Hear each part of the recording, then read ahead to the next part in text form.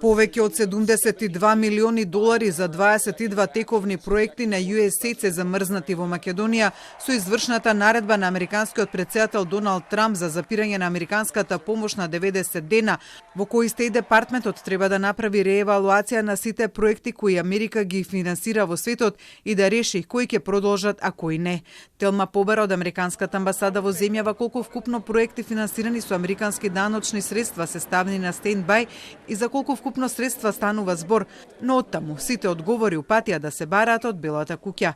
Како што дознава Телма, со одлуката засегнати се сите корисници на американска помош во земјава преку проектите кои се финансираат со помош на USAID, Меѓународниот републикански институт ИРИ и Националниот демократски институт.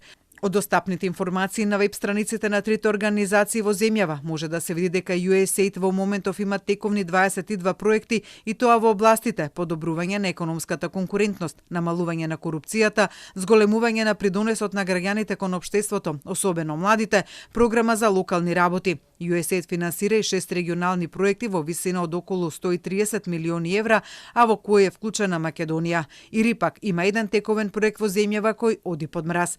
Според информациите на Телма, сите проекти финансирани со американски пари во земјава се замрзнуваат, односно се што е исплатено како средства до 24 јануари останува, но сите трошоци исплати направени по тој датум нема да бидат признаени.